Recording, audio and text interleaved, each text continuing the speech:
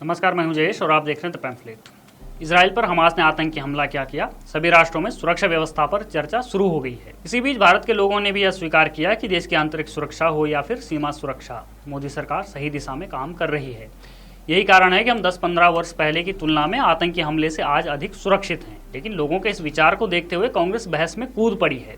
Party ने एक list जारी कर दी जिसे देखकर लगेगा कि जैसे भारत तो पिछले 9 वर्षों में आतंकी हमलों से ही जूझ रहा है। अब इसमें कोई आश्चर्य वाली बात भी नहीं है, क्योंकि यह कांग्रेसी राजनीति का आधार है कि पार्टी जिन मुद्दों पर खुद असफल रहती है उन्हीं मुद्दों को आगे रखकर दूसरों को असफल घोषित करती रहती है। हम इस लिस्ट को डिकोड करके आपको बताते हैं कि क्या सचमुच मोदी सरकार आतंकवाद के मोर्चे पर फेल है। इस लिस्ट में जितने आतंकी हमलों का जिक्र किया उनमें से अधिकतर आतंकी हमले सुरक्षा बलों पर हुए हैं, सिर्फ 3 को छोड़कर। पहला बेंगलोर ब्लास्ट, जिसमें सिर्फ 1 मौत हुई। दूसरा भोपाल पैसेंजर ट्रेन ब्लास्ट, जिसमें कोई हताहत नहीं हुआ। और तीसरा अमरनाथ तीर्थ यात्रियों पर हमला, जो कश्मीर में हुआ। लिस्ट की गई घटनाओं में बारामूला और जम्मू कश्मीर हमले में एक सैनिक शहीद हुए। वहीं Handwara attack, Jammu Kashmir drone attack और बांदीपुर अटैक में भी कोई हताहत नहीं हुआ था। असम में बताए गए 2 ब्लास्टों में भी नुकसान न के बराबर था। यानी जिस हमास टाइप आतंकी हमले के कंपैरिजन में कांग्रेस ने लिस्ट जारी की है, ऐसा इसमें कुछ नहीं है। हाँ, कांग्रेस के लिए कंपैरिजन की आसानी तब जरूर रहती जब 2008 जैसा मुंबई हमला होता। अब चूंकि पिछले 9 वर्षों में ऐसा हुआ नहीं है, इसलिए कांग्रेस को ऐसी लिस्ट जारी करनी पड़ी जिसमें अधिकतर हमले जम्मू कश्मीर में सेना पर हुए हैं, ताकि लिस्ट सिर्फ लंबी बनती चली जाए। अगर यही फॉर्मूला अपनाया जाए तो गृह मंत्रालय के आंकड़ों के अनुसार कांग्रेस सरकार के हिस्से में सिर्फ जम्मू कश्मीर से ही 7220 आतंकी घटनाएं आएंगी। आतंकी हमले हर राष्ट्र में होते हैं, लेकिन आपकी सरकार उन हमलों से कैसे निपटती है, ये बात देश के नेतृत्व की क्षमता को रेखांकित करता है।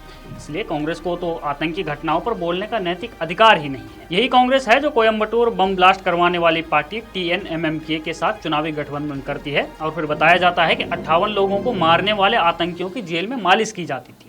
कांग्रेस के राज में आतंकवादी भी जानते थे कि जेल से बाहर आने के लिए कहीं न कहीं से उन्हें मदद मिल ही जाएगी, क्योंकि मकसद वोट बैंक का था। ये वोट बैंक पॉलिटिक्स थी, जिसके कारण अखिलेश यादव ने वर्ष 2013 में मुख्यमंत्री रहते हुए आजम खान के कहने पर आतंकवादी गतिविधियों में लिप्त मुसलमानों से मुकदमा वापस लिया था। और आज अखिलेश यादव उसी कांग्रेस के साथ हैं। यही कांग्रेस है जिसके राज में इंटेलिजेंस इनपुट होने के बाद भी मुंबई में आतंकी हमला हो जाता है और हमले के बाद NSG टीम को भेजने के लिए जहाज तक नहीं मिलता है। बाद में इंडियन एयरफोर्स जब पाकिस्तान पर सर्जिकल स्ट्राइक की इजाजत मांगती है तो कांग्रेस सरकार मना कर देती है। वर्ष 2004 से लेकर 2014 तक आतंकवाद के प्रति तब की यूपीए सरकार कितनी गंभीर थी, इसका अंदाजा इस बात से लगाइए कि खुफिया एजेंसी रॉ को बिल्कुल पंगु बनाकर रख दिया था।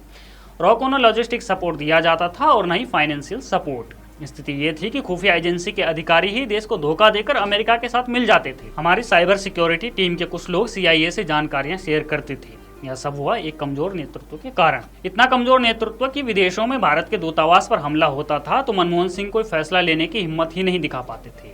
लेकिन आज पूरी तरह भारत की सुरक्षा व्यवस्था का कायाकल्प हो गया है।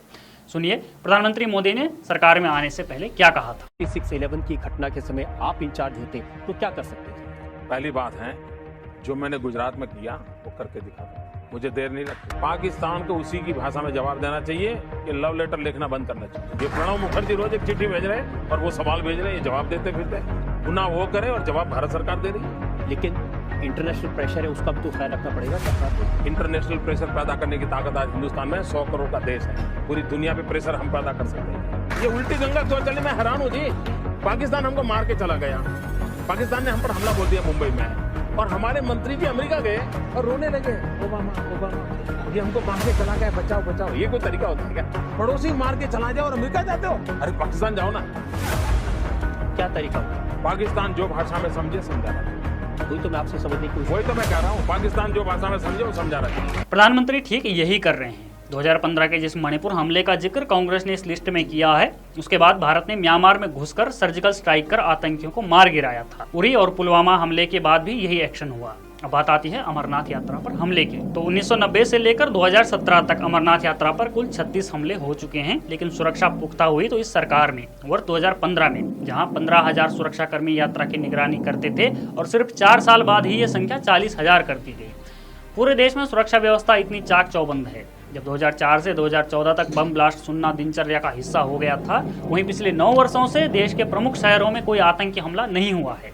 पहले लोग ट्रेन में, बसों में और भीड़भाड़ वाली जगहों पर सुनिश्चित ही नहीं रहते थे कि वह घर सही सलामत लौटेंगे भी या फिर नहीं, लेकिन आज स्थिति ऐसी नहीं है। आज कांग्रेस कितनी भी भ्रामक लिस्ट जारी कर दे, लेकिन सच ये है कि भारत सुरक्षा के मोर्चे पर फ्रंट फुट पर बैटिंग कर रहा है। शायद यही कारण है कि विदेश की जमीन पर भी भारत की सुरक्षा एजेंसियों को सबसे मजबूत बताया जा रहा है।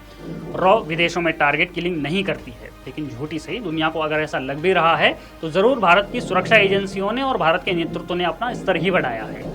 कांग्रेस को यह समझने की आवश्यकता है कि आतंकवाद से निपटने के मामले में देश उन दिनों से बहुत आगे आ चुका है जब एनकाउंटर में मारे गए आतंकवादियों की बात करके सोनिया गांधी रो देती थी। बने रहिए हमारे साथ, देखते रहिए द पैम्फलेट।